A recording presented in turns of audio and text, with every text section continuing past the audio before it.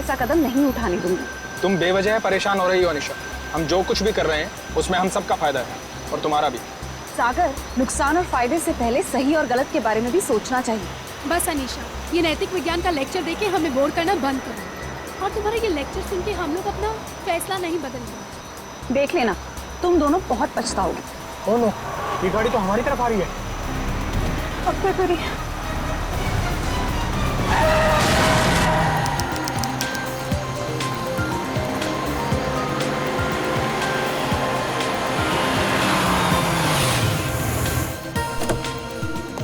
Hello sir. Hello. Hello ma'am. Sagar, क्या तुम मीर को अकेले ऊपर तक लेके जा पाओगे? पहले भी कई बार लेके गया हूँ। शराब पीने के बाद हमेशा ड्रामे करता है। ठीक है, तो मैं सोने जा रही हूँ, मुझे बहुत जोर की नींद आ रही है। अच्छा सुनो, सुबह जल्दी उठ के शादी में जाना है। Okay, good night. Good night. सुबह जल्दी मिलते हैं। सुनो, जल्दी आना, हमेशा की तरह लेट मत करना। ओके। सर, आपकी कुछ मदद करें? एक व्हील चेयर ले आओ। व्हीलचेयर की क्या जरूरत है सर? हम दोनों इन्हें ऊपर ले जाते हैं। आपका कमरा नंबर 303 है ना? जितना बोला उतना करो ना। माफ करें सर, अभी लाए।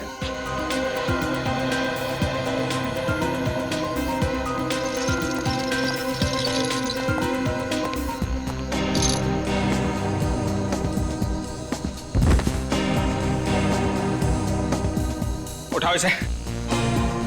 जब सहन नहीं होती तो पीता क्यों है? सर, खाने में कुछ लेंगे? एक सूप ले आओ। Okay sir. सर, इन्होंने सूप ऑर्डर किया। जब से ये लोग इस होटल में रहने आए हैं ना, ऐसा तीसरी बार हुआ है। पता नहीं इतनी शराब क्यों पीते हैं जब पचा ही नहीं सकते।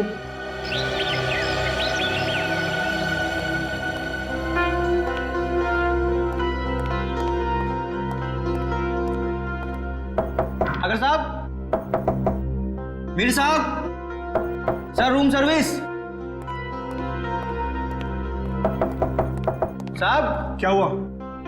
दरवाजा नहीं खोल रहे? नहीं, देखना दोपहर हो गई है, लगता है इन्हें रूम की सफाई नहीं करवानी है। हो सकता है शायद सो रहे होंगे। सो रहे होंगे अब तक? हाँ, मैंने सुबह फोन भी किया था नाश्ते के ऑर्डर के लिए, लेकिन उन्होंने फोन नहीं उठाया।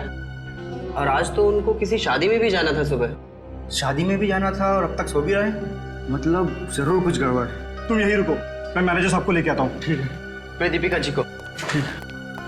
साहब, साहब, साहब, दरवाजा खोलिए। देखिए मैडम, दोनों में से कोई भी दरवाजा नहीं खोल रहा है। सागर, सागर, दरवाजा खोलो। मीर, दरवाजा खोलो। सागर, हमें चिंता आ रही है, दरवाजा खोलो। मैम, मिस्टर मीर का तो समझ में आ रहा है, लेकिन सागर जी, वो तो कल रात नशे में भी नहीं थे। मैं फोन करती हूँ। फोन भी नहीं उठा रहे। मैम, अगर आप इजाजत है तो मैं मास्टर की से दरवाजा खोल सकता हूँ। हाँ प्लीज।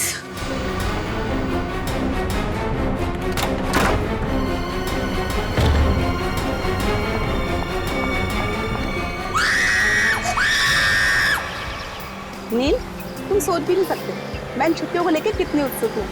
आखिरकार तुम्हारे ऑफिस वाले और मेरे ऑफिस वाले राजी हो ही गए और हमें एक हफ्ते की छुट्टी दे दी। भाई समझ में नहीं आता कि इंसान अगर दिन में 14 घंटे काम करेगा तो भाई अपनी खूबसूरत बीवी के साथ वक्त कब बिताएगा? नहीं नील, तुम अपनी आंखें सड़कता रखो। तुम जानते हो ना, तुम जब भी गाड़ी चलाते हो मुझे कितना डर लगता है। अरे तुम बेवजह घबरा रही हो। हाँ? अरे वो देखो, वो क्या है? वहाँ कोई लड़की जख्मी पड़ी है। देखो देखो। नील, हमें उसकी मदद करनी चाहिए। हाँ। सुनिए, सुनिए, आंखें खोलिए।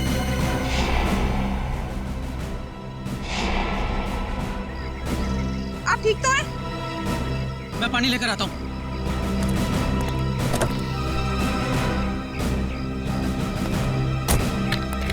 ये लो। पानी पीजिए। आंखें खोलिए। सुनिए, आप ठीक तो हैं? सीआईडी? नील, हमें इनको अस्पताल लेकर चलना चाहिए। हाँ, और मैं सीआईडी को भी खबर कर देता हाँ हूँ। ठीक है।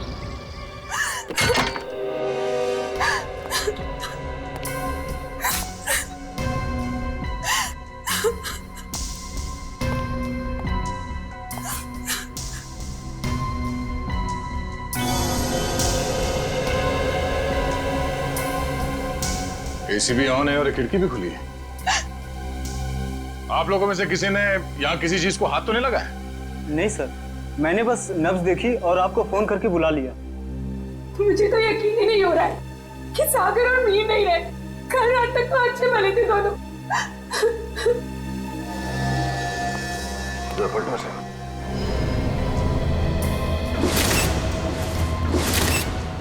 ये देखो फ्रेडी,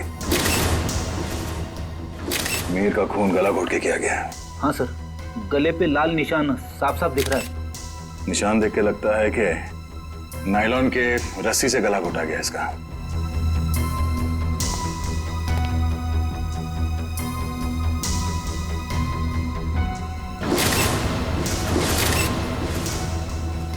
कमाल है, सागर के शरीर पे कहीं भी चोट या जख्म का कोई निशान नहीं है।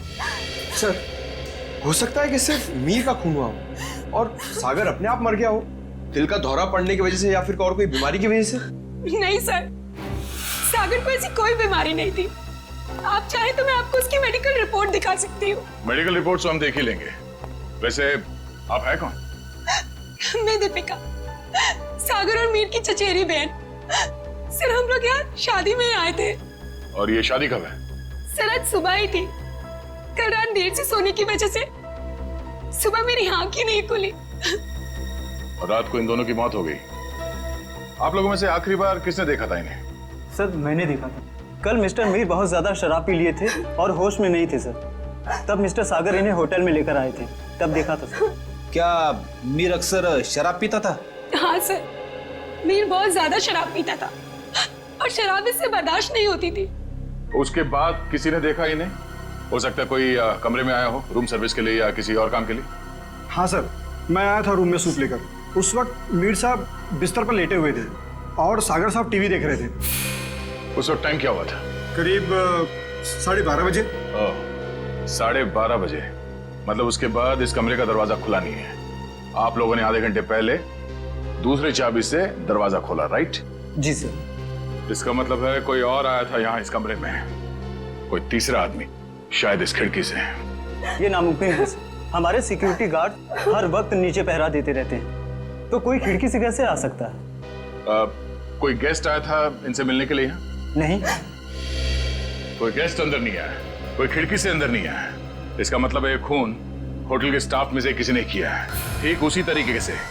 और शायद वो इस दरवाजे से ही अंदर आया, दूसरे चाबी से ये कमरे का दरवाजा खोला गया। सर, ये आप क्या कह रहे हैं सर? भला हम अपने कस्टमर का खून क्यों करेंगे? शायद लूटने के इरादे से। रेडी पंकज, कमरे की अच्छी तरह से तलाशी लो। सर, रात को 2 बजे तक तो कॉरिडोर में मैं फोन पे बात कर रहा था। मैंने तो किसी को इनके कमरे में आते हुए नहीं देखा। आपका कमरा कौन सा है? सर, वो 304।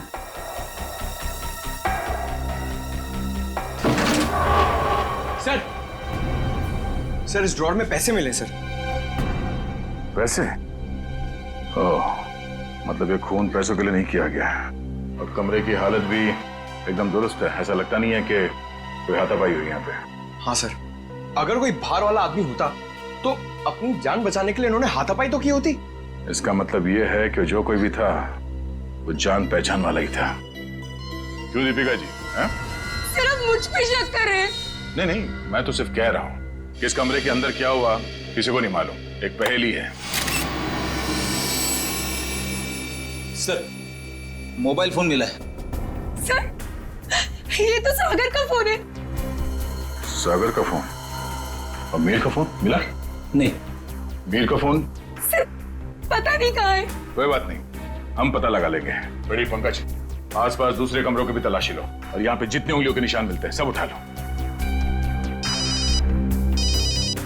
हेलो? हाँ, क्या? कहाँ पे? एक्सक्यूज मी, ये वार्ड नंबर 3 का है? उस तरफ। इस तरफ? आप लोग सीआईडी से हैं? जी हाँ, नील आप ही हैं? जी। आप ही ने हमारे सीनियर इंस्पेक्टर मिस्टर दया को फोन किया था। एक मरीज को हमारी जरूरत है। हाँ सर, वो एक लड़की है, वो मुझे और मेरी पत्नी को मरुआ रोड पे एक खाई के पास घायल अवस्था में मिली थी। घायल अवस्था में? जी हाँ सर, ऐसा लगता है जैसे किसी ने उन्हें जानबूझकर खाई में फेंक दिया था। उन्हें देख सकते हैं कहाँ है वो? हाँ, आइए सर। प्लीज। रेखा, ये लोग सीआईडी से हैं। अच्छा ये बताइए कि इनके पास से आप लोगों को कुछ मिला क्या? जी सर। सर इनके पास से हमें ये लाइसेंस मिला है। और सर ये मोबाइल भी मिला है। अनीशा, सर हमने सोचा कि इनके घर वालों को फोन करके खबर कर दें, तो हमने इन्हीं के फोन से कुछ लोगों को फोन किया, लेकिन किसी ने भी फोन नहीं उठाया। किसी ने भी फोन नहीं उठाया? हाँ सर। दीपिका, सागर, मीर। अरे सर, ये तो वही लोग हैं। इन सबको फोन किया था तुमने? जी हाँ सर, इनके फोन लिस्ट में इनकी सबसे ज्यादा बात इन्हीं लोगों से हुई थी, इसलिए। ठीक है, इनकी जान बचाने का बहुत बहुत शुक्रिया। आप लोगों की जरूरत पड़ेगी तो हम आपको इन्फॉर्म करेंगे। फिलहाल आप लोग जा सकते हैं। Thank you. डॉक्टर साहब, अब इनकी तबीयत कैसी है? सर इन्हें मामूली चोटें लगी है, पर सदमे की वजह से ये बेहोश हो गई थी। अब ये ठीक है। इनसे बात तो कर सकते हैं ना? जी सर। अनीशा जी आंखें खोलिए। देखिए ये सीआईडी वाले आपसे कुछ बात करना चाहते हैं। देखिए अनीशा जी, आप घबराइए मत। आप ये बताइए कि आपके साथ क्या हुआ था, और ये दीपिका, मीर और सागर आपके लगते क्या है? वो मेरे चचेरे भाई बहन हैं, पर उन्होंने उसके साथ क्या किया? किसके साथ? मीर के साथ। देखिए अनीशा जी, मीर की मौत हो चुकी है और साथ ही साथ सागर की भी। क्या? हे भगवान, मुझे पहले ही लग रहा था जैसे कुछ गलत होने वाला है। अनीशा जी, आप क्या कहना चाहती हैं? प्लीज साफ साफ कहिए। हमारे एक रिश्तेदार की शादी होने वाली थी। कल रात हम चारों उसी के संगीत के फंक्शन से वापस लौट रहे थे, तभी मरुआ रोड पे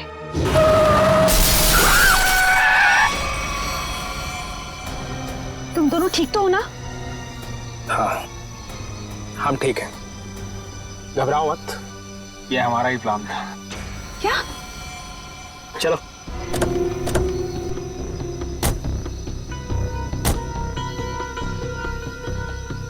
मीर का मोबाइल फोन रास्ते में कहीं फेंक देना, और ध्यान रहे जब तक हमें हमारा पैसा ना मिल जाए, मीर बेहोश ही रहना चाहिए।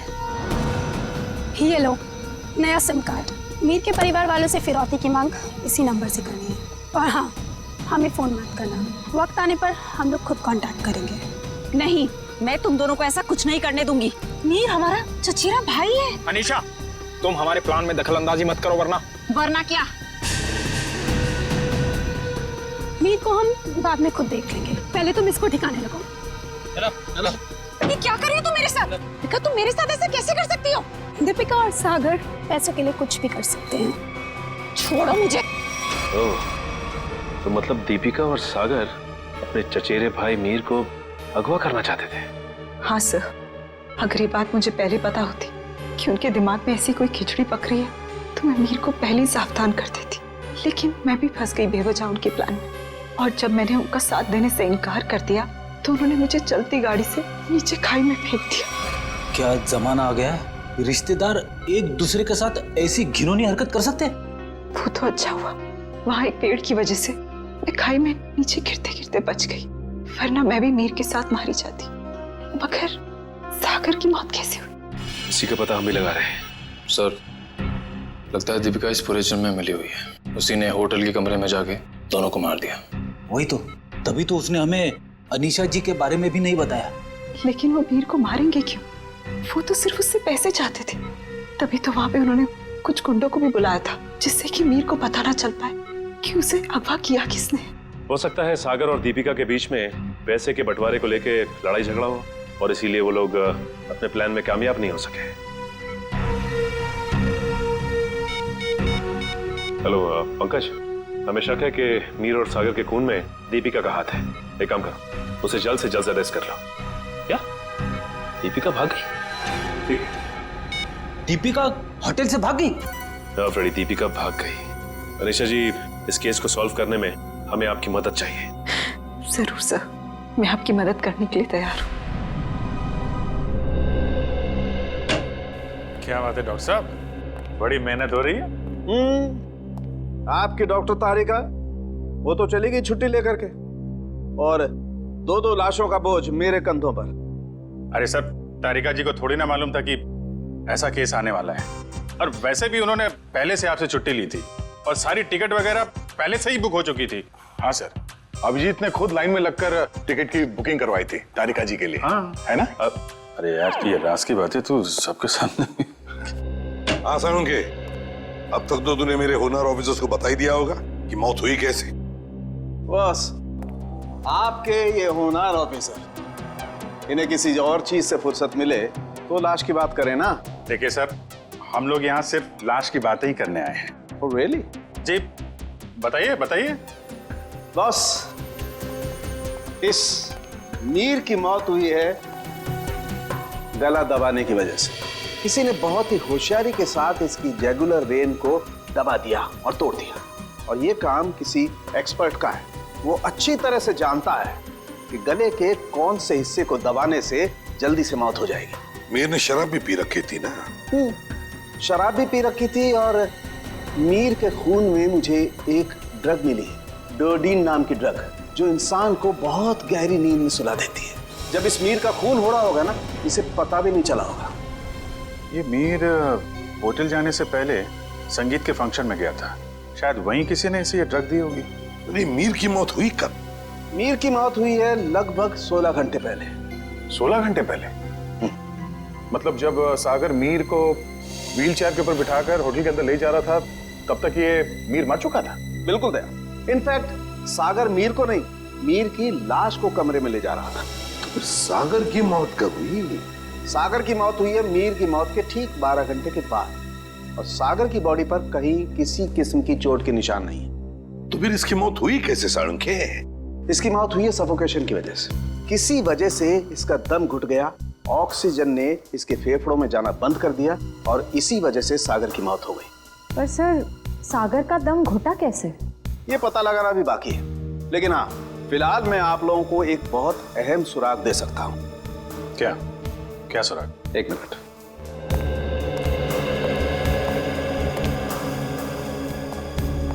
बस ये मीर के कपड़ों के रेशे, और इस पेट्री डिश में सागर के कपड़ों के रेशे। ये कैसा सुराग है डॉक्टर? मेरी तो कुछ समझ में नहीं आ रहा है। बेटा, पहले बड़ों की बात अच्छी तरह से सुन लेनी चाहिए, फिर समझ में आएगा। हाँ, बस मीर के कपड़ों के रेशे मुझे सागर के कपड़ों के पीछे के हिस्से पर मिले, और सागर के कपड़े के रेशे मुझे मीर के कपड़े के आगे के हिस्से पर मिले। क्या क्या क्या क्या? मीर की शर्ट के रेशे सागर की शर्ट की पीठ की तरफ, और सागर की शर्ट के रेशे मीर की शर्ट पे आगे की तरफ। आप हमें सुराग दे रहे हैं या हमारी उलझनों को और बड़ा कर रहे हैं? अभिजीत, हर बंद ताले को खुलने के बाद एक नए सुराग का दरवाजा खुलता है। फिलहाल इस ताले की चाबी ढूंढनी है। ये पता लगाना है कि इन दोनों के कपड़ों के रेशे एक दूसरे के कपड़ों पर आए तो आए कैसे। पता लगा लेंगे साळुंखे। जब तूने इतना सब पता लगा लिया है तो फिर इसके आगे का हम पता लगा ही लेंगे। सर, उस दीपिका का कुछ पता नहीं चल रहा है सर। वो ना तो अपने घर गई, ना कोई सहेली के पास, और तो और सर उसने अपना फोन होटल के बाहर ही कहीं फेंक दिया ताकि हम लोग उसका पीछा ना कर सके। इसका एक ही मतलब हो सकता है कि दीपिका का कोई ना कोई संबंध जरूर है मीर के खून के साथ, इसीलिए तो वो गायब हो गई। सर, अगर ऐसी बात है तो दीपिका को पहले ही गायब हो जाना चाहिए था। वो हमसे मिली क्यों? शायद उसे ये पता नहीं था कि सागर की भी मौत हो जाएगी, और जैसे सागर की मौत होगी सारी बाजी पलट गई। और फिर अनीशा ने भी तो ये कहा था ना। हाँ सर, अनीशा को भी मालूम नहीं है दीपिका कहाँ जा सकती है, और मीर को संगीत समारोह में ड्रग किसने दिया ये भी वो नहीं जानती। सर, लगता है सागर और दीपिका के मिली भगत में ये बेचारी अनीशा बेवजह फंस गई है। सर, सर, सागर के फोन रिकॉर्ड्स मिल गए, लेकिन रिकॉर्ड्स में एक बहुत अजीब बात है। क्या? सर, यही कि कल रात से लेकर आज सुबह 6 बजे तक सागर को मीर के नंबर से कॉल्स आए हैं। मीर? ये कैसे हो सकता है सर? मीर तो मर चुका है, फिर उसका नंबर कौन यूज कर रहा है? सीधी बात है, अगर मीर मर चुका है तो फिर उसका फोन कौन इस्तेमाल कर सकता है? वो खून ही इस्तेमाल कर सकता है ना सागर को फोन करने के लिए। तभी मीर का फोन मिला नहीं हमें होटल के कमरे में से। शायद ये फोन दीपिका के पास ही है सर। ये देखो, सागर की मौत के कुछ ही मिनट पहले उसे एक अनजान नंबर से फोन आया था। अनजान नंबर से। अनजान नंबर? सर, फिर तो सागर की मौत का और इस अनजान नंबर वाले का कुछ ना कुछ संबंध तो है। पता लगाना पड़ेगा इन दोनों फोन्स के बारे में, मीर का फोन नंबर और फिर इस अनजान नंबर के बारे में।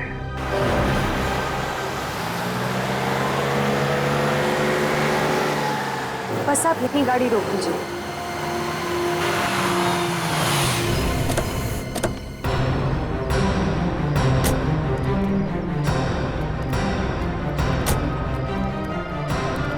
हाँ निशा, क्या ये वही जगह है?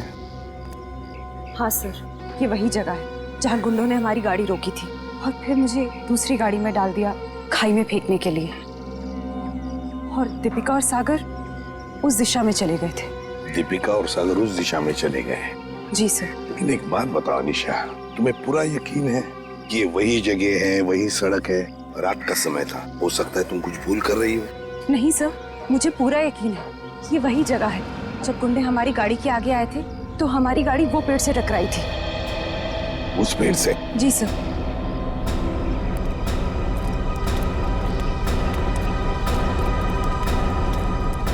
सर, यहाँ पे गाड़ी के टायर के निशान भी हैं। हाँ, जैसे ब्रेक लगा है। सर, हाँ, यहाँ पे दूसरी गाड़ी भी थी, उसके टायर के भी निशान है यहाँ पे। हाँ, है तो सही, दूसरी गाड़ी के ही निशान है।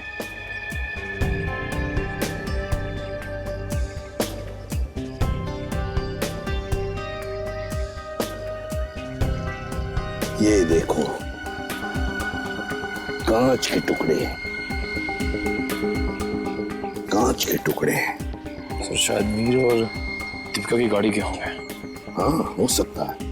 लेकिन सर, उनकी गाड़ी जब होटल में आई थी तो सही सलामत थी। वही तो फ्रेडी, वही तो।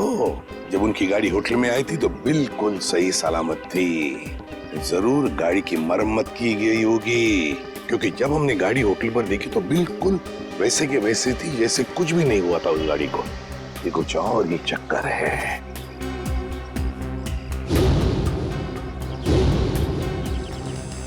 गोली? निखिल, फोर्सेप देना।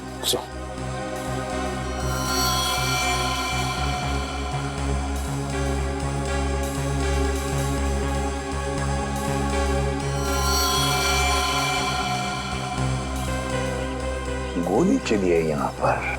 अनीशा, जब गुंडों के साथ मुठभेड़ हुई तब क्या किसी ने गोली चलाई थी या गोली चली थी? नहीं सर, मेरे सामने तो नहीं चलाई, पर हो सकता है मेरे जाने के बाद चली हो। तुम्हारे जाने के बाद? अनीशा के जाने के बाद गोली चली थी?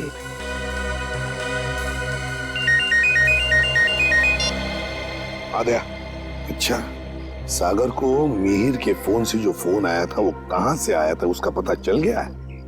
हम जहां पर खड़े वहां से 15 किलोमीटर दूरी पर है, कोई ढाबा है।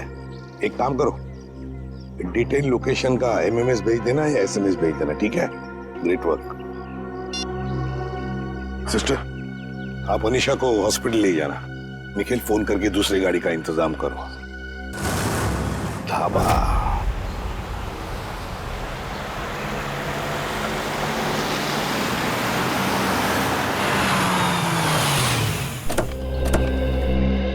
ये है वो प्रकाश ढाबा, यहां से किया गया था सागर को फोन। आइए आइए साहब, क्या खिलाऊं आपको? दाल मखनी, कढ़ाई पनीर या फिर सरसों का साग? बस कर यार, और नाम मत लेना वरना मेरे चूहों में पेट दौड़ने लगेंगे। सॉरी सर, मेरे पेट में चूहे दौड़ने लगेंगे। तो अच्छी बात है ना साहब, हमारा धंधा और बढ़ेगा। देखो, हम यहाँ खाना खाने के लिए नहीं, तहकीकात करने के लिए आए हैं। हम लोग सीआईडी से हैं। सीआईडी? तू चुप रहे छोटू। साहब, हुआ क्या है? हमने तो कुछ नहीं किया। हाँ, वो तो पता लगा ही लेंगे। खैर, पहले ये बताओ, 14 तारीख की रात को क्या तुम्हारे यहाँ एक कस्टमर आया था जो रात भर तुम्हारे इस ढाबे पर ही था? रात भर? रात भर 10 बजे से लेके 6 बजे तक। क्या वो रात भर फोन पे ही बात कर रहा था? साहब, ढाबे पे तो नहीं था, पर हाँ, सड़क के उस पार एक गाड़ी खड़ी थी जिसके अंदर एक आदमी बैठा था और वो किसी से फोन पे बात कर रहा था। तो क्या तुमने उसे अच्छी तरह से देखा? नहीं साहब, अंधेरा था, इसके लिए चेहरा नहीं देख पाया। अच्छा, क्या वो अकेली गाड़ी में था या उसके साथ कोई और भी था? उसके साथ ड्राइवर था साहब, वो 2-3 दफा चाय लेने आया, खुद के लिए और वो दूसरे आदमी के लिए भी। और हाँ साहब, उसने कैंची भी तो मांगी थी। हाँ, कैंची मांगी थी? वो किस लिए? क्या मालूम साहब, बड़ा ही अजीब था वो ड्राइवर। गाड़ी से उतरा, मिट्टी और पत्थर जमा करके फिर से गाड़ी में बैठ गया।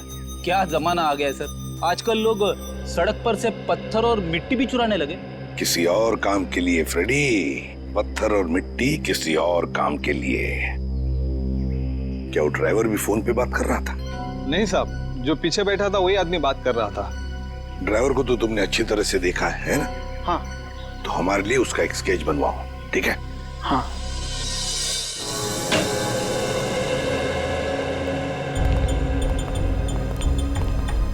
ये है वो उलझी हुई पहली डॉट साहब। मीर की लाश यहाँ पड़ी थी, सागर की वहाँ। मीर की मौत 7:30 बजे हुई थी और सागर की उसके 12 घंटे के बाद, है ना? और मीर की मौत की वजह है नायलॉन की रस्सी से गला दबाना, सागर की मौत की वजह है दम घुटना। पर अभिजीत, कमरे में कोई तीसरा आदमी था नहीं, क्योंकि कमरे का दरवाजा अंदर से बंद था। सर, इस केस में सबसे अजीब बात तो यह है कि सागर ने मीर की लाश के साथ 12 घंटे क्यों गुजारे? और सर, मीर का खून सागर ने किया होता तो वो लाश को वापस होटल में लाने का खतरा क्यों उठाता? अक्सर खूनी खून करने के बाद लाश को किसी सुनसान जगह फेंक देता है। तुम दोनों के सवालों का जवाब इस चलते हुए एसी और इस खुली हुई खिड़की के बीच छुपा हुआ है, जो दया को क्राइम सीन पे दिखाता है। सर, ये भी तो हो सकता है कि सागर का दम घुट रहा हो और उसने खिड़की खोल दी हो ताकि खुली हवा में सांस ले सके। नहीं सचिन, बात इतनी आसान नहीं है। मैंने बताया था ना आप लोगों को कि मुझे मीर की कमीज पर सागर की शर्ट के रेशे और सागर की शर्ट पर मीर की कमीज के रेशे मिले। दोनों की कमीजों पर एक दूसरे के कपड़े के रेशे हैं। यस सर, ये दोनों की कमीज पे एक दूसरे का धागा मिलना, चलते हुए एसी के बाद भी खिड़की का खुला हुआ होना, ये एक ही बात की तरफ इशारा कर रहा है। और वो क्या है? कि सागर ने मीर की लाश को दोबारा यहाँ लाने का खतरा इसलिए उठाया ताकि वो मीर की मौत को हादसा या फिर खुदकुशी का रूप दे सके। यानी सर, सागर ने पहले लाश को उठाया और फिर खिड़की से बाहर फेंकने की कोशिश की। एग्जैक्टली। उसने सोचा होगा कि सबसे कह दूंगा कि शराब के नशे में मीर खिड़की के नीचे गिर गया, लेकिन इसके पहले कि वो अपने प्लान में कामयाब हो पाता, उसकी मौत हो। हाँ सर, ये गुत्थी आधी तो सुलझ गई, लेकिन एक बात समझ में नहीं आई कि इस कमरे में सागर और मीर के अलावा कोई भी नहीं था, तो फिर सागर की मौत अचानक कैसे हो गई? सचिन, उसकी मौत का राज उस अनजान फोन कॉल में छुपा हुआ है जो उसे सुबह सुबह आया था। हाँ पंकज, अनजान कॉल का पता चल चुका है कहां से की गई थी? Very good. कौन सी जगह? Jhula tower. Okay okay okay okay, thank you very much Pankaj, thank you. जी, झूला टावर तो वो रही बिल्कुल सामने, जो अभी तक पूरी बनी भी नहीं है। या डॉक्टर साहब, सर आप यहाँ देखिए, तब तक हम लोग झूला टावर का चक्कर मार के आते हैं, देखते हैं वहां पे क्या हुआ था।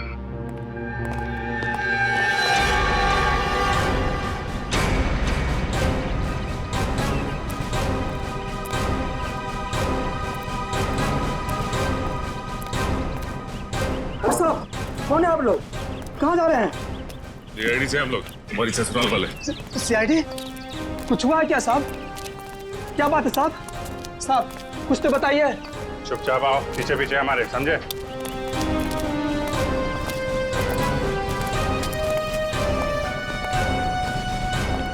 ये देखो, यहाँ से कमरा नंबर 303 बिल्कुल साफ साफ दिख रहा है।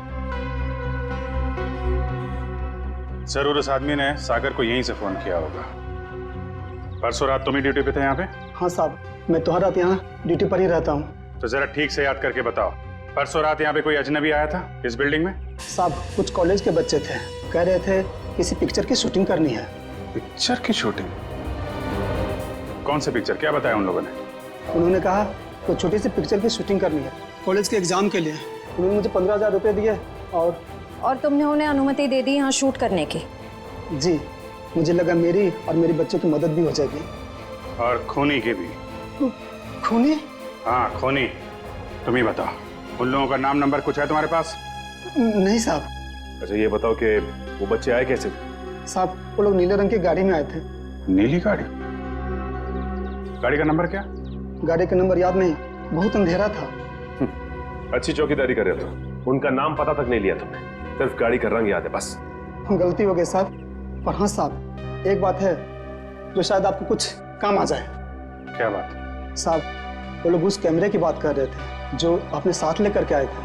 कह रहे थे महंगा है, संभाल के रखना, भाड़ा देना है। भाड़े का कैमरा? सर श्रेया और पंकज लगे हुए हैं कि स्टूडेंट्स ने फिल्म का कैमरा कहां से किराए पे लिया था। गुड। और दया, ड्राइवर का स्केच बन गया? हाँ सर, वो स्केच हमने सभी एम्प्लॉयमेंट एजेंसी में भेज दी है। बहुत जल्द उसकी पहचान हमारे सामने होगी। तू यहाँ? हाँ यार, लैब में बैठा बैठा बोर हो रहा था। मैंने सोचा आप लोगों के साथ ब्यूरो में चल के चाय पी लेता हूँ। अरे चाय तो हम आपको जरूर पिलाएंगे डॉक्टर साहब, लेकिन ऐसा कौन सा सबूत हाथ लग गया है जो आप भागे भागे यहाँ चले आए? सुराग हाथ में तो नहीं लगाया अभिजीत, लेकिन लगने वाला है। ये देखो, ये चार्ट देख रहे हो? ये तो कोई कैलकुलेशन चार्ट लगता है। किस चीज का चार्ट है ये?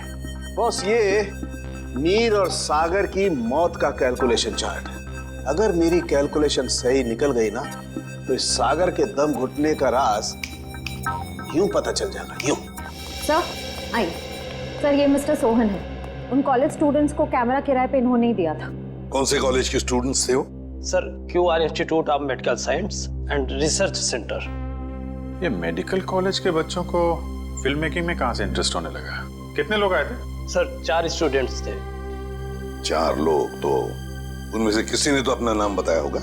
हाँ सर, एक लड़के ने अपना नाम और नंबर दिया था। क्या नाम है उसका? सुनील। सर, नंबर बंद आ रहा है उसका। रास्ते भर ट्राई कर रहा था मैं। जरूर इस मेडिकल स्टूडेंट में से कोई है जो इन दोनों पर नजर रख रहा था, मीर और सागर पर। हाँ सर, और सुबह जिस प्राइवेट नंबर से सागर को फोन आया था, वो भी इनमें से किसी ने किया होगा। बस इस मेडिकल कॉलेज में जाकर इन स्टूडेंट्स से मिलो, जरूर कोई ना कोई सुराग तो मिलेगा ही मिलेगा। हेलो, ड्राइवर का पता चल गया? कहाँ रहता है वो?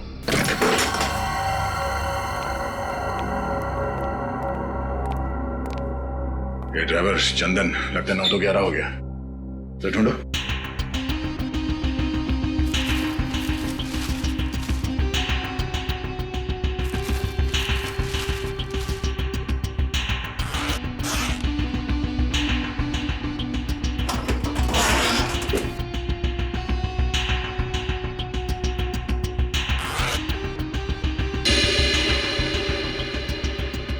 पंकज, पैसों का बैग तो यहीं पे है। पैसों का बैग, इसका मतलब वो शहर छोड़ के भागा नहीं है। पैसे लेने जरूर वापस आएगा। अरे भाई साहब, जी साहब, इधर आना। जी साहब। अरे ये चंदन कहाँ गया, कुछ पता है क्या? गाड़ी तो यही है, यही कहीं होगा। ठीक है, आप जाइए। कहीं ये वही गाड़ी तो नहीं जिसे ढाबे वाले ने देखा था? चलो देखते हैं।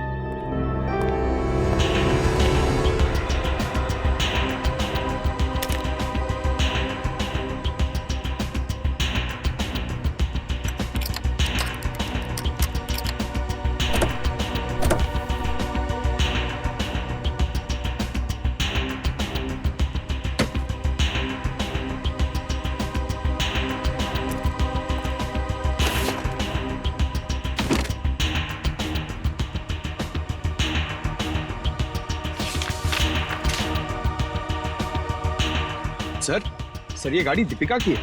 ये देखिए पेपर। दीपिका की गाड़ी? और ये देखो, पत्थर पे सूखा हुआ खून। शायद ये वही कंकड़ पत्थर है जिन्हें ड्राइवर ढाबे के पास इकट्ठा कर रहा था।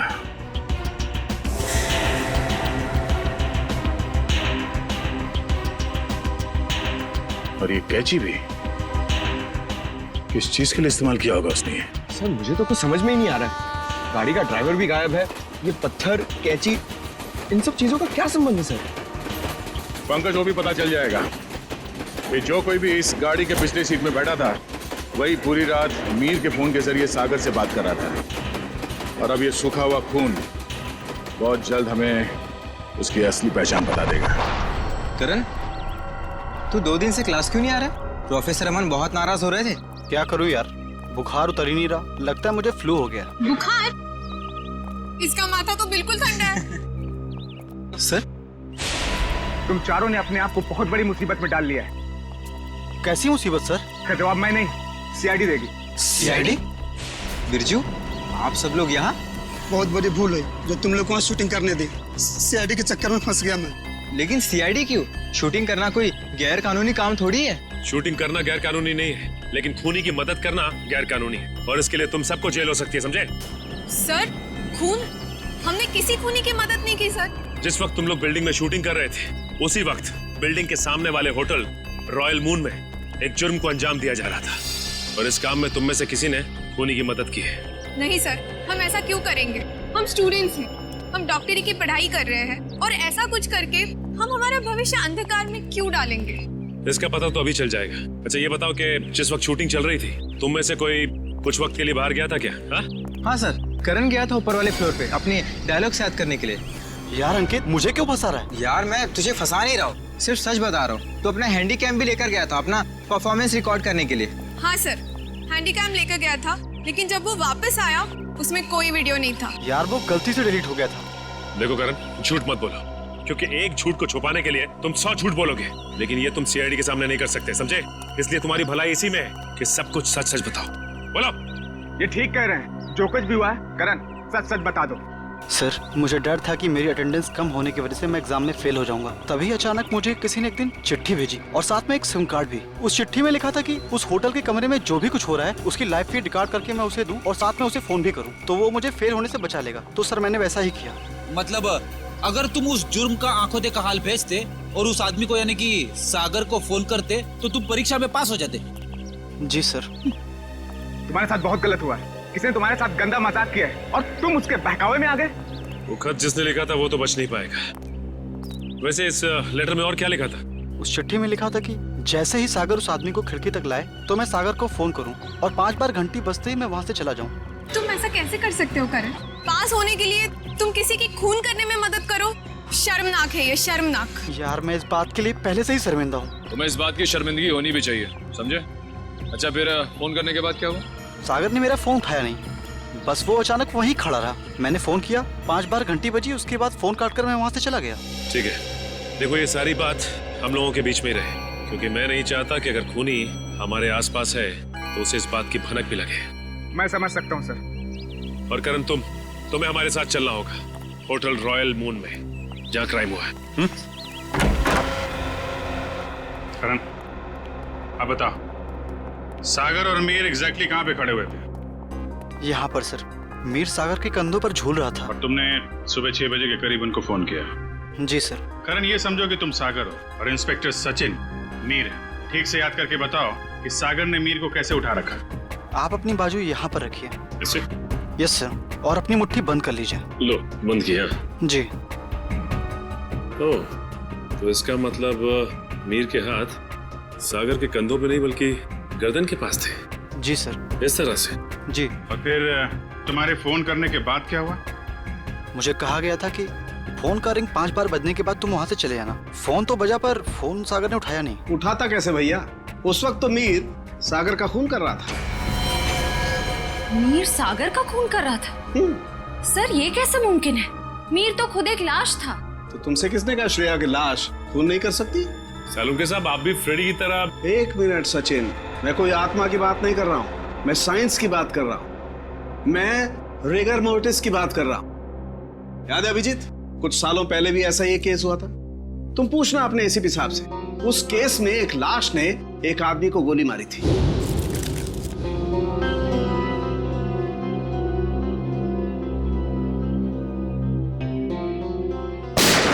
मैं भी यही सोचा था डॉक्टर साहब। अब इसे संयोग कहिए या बुरे काम का बुरा नतीजा, जिस वक्त सागर मीर की लाश को नीचे फेंकने वाला था, रिगर मोर्टिस सेट हो रहा था। उसने सागर के गर्दन को जकड़ा और दम घुटने की वजह से सागर की मौत हो गई। एग्जैक्टली हुआ कुछ ऐसा होगा, सागर कमरे में आया और किसी के फोन का इंतजार करने लगा, जो उसे बताने वाला था कि उसे एग्जैक्टली करना क्या है। फोन आने के बाद सागर ने मीर को बिस्तर से उठाया और उसे खिड़की की तरफ लेके गया ताकि मीर को हत्या या आत्महत्या बनाया जा सके। लेकिन एक बात है अभिजीत, मुझे नहीं लगता है कि ये कोई संयोग था या कोई बुरे काम का बुरा नतीजा था, बल्कि मुझे लगता है सागर को फोन ठीक उसी वक्त जानबूझकर किया गया जब मीर के हाथों में राइगर मोर्टिस सेट हो रहा हो और मीर का हाथ सागर की गर्दन दबा सके। आपकी बात में दम है सालुंके साहब? वरना सागर के पास तो पूरी रात थी इस जुर्म को अंजाम देने के लिए। उसने सुबह तक इंतजार किया ही क्यों? क्योंकि वो चाहता था कि मीर के साथ साथ सागर का भी टिकट कट जाए और उस तक पहुंचने के सारे रास्ते बंद हो जाएं। कानून उस तक पहुंच ही ना पाए। मगर सालुन के साहब, खूनी ना तो यहाँ पे था और ना ही खूनी उस बिल्डिंग में था, तो फिर खूनी को ये कैसे पता चला कि मीर का शरीर कब पकड़ने वाला है और सागर उसे कब उठाने वाला है? करण के फोन के जरिए। मगर सर, सागर ने मेरा फोन तो उठाया ही नहीं। 5 बार रिंग बजी और मैं वहां से भाग गया। मैं भी बताता हूँ। श्रेया, जरा सागर के फोन पे कॉल करना। सर।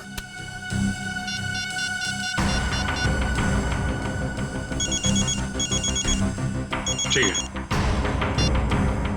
सचिन, अब जरा तुम कॉल करना।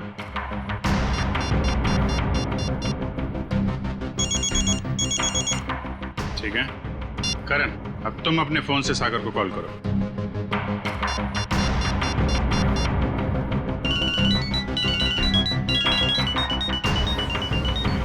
ये क्या सर, मेरे फोन करने पर अलग तरह की रिंग बजी? जी हाँ, बिल्कुल अलग तरीके की रिंग।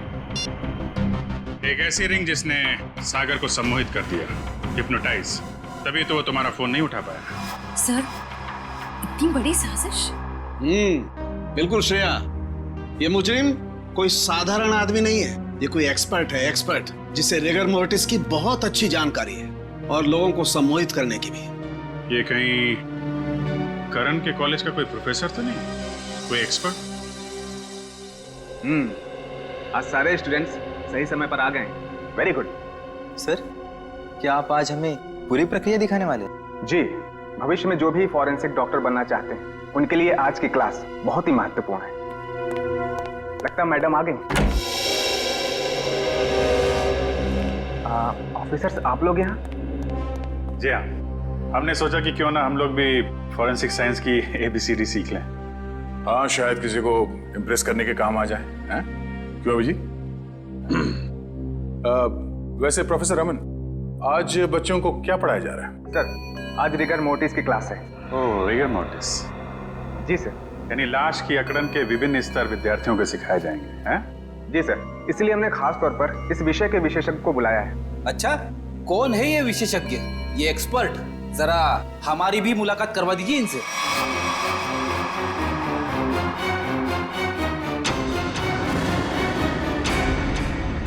अरे फ्रेडी, विशेषज्ञ को नहीं पहचाना तुमने? हैं? प्रोफेसर अनीशा, जरा इनका खिला खिला चेहरा देखिए। ऐसी मुस्कान है इनके चेहरे पे जैसे मुजरिमों को तब होती है जब उन्हें गलतफहमी हो जाती है कि वो CID से बच गया। क्यों? ये कैसी बातें कर रहे हैं आप? वैसे खून की प्लानिंग तो वाकई बहुत सोच समझ के की थी आपने, मगर एक गलती कर दी। CID को हल्के में आंक लिया। क्या बकवास कर रहे हैं आप लोग? मैंने कोई खून नहीं किया है, मैं तो खुद घायल हूँ। उन्होंने मुझे खाई में फेंक दिया था। क्या भूल गए आप लोग? हम कुछ नहीं भूले, शायद आपकी याददाश्त कमजोर है। क्या मतलब? मतलब यह कि आपको खाई में फेंका नहीं गया था, आप खुद उतरी थी वहां पे।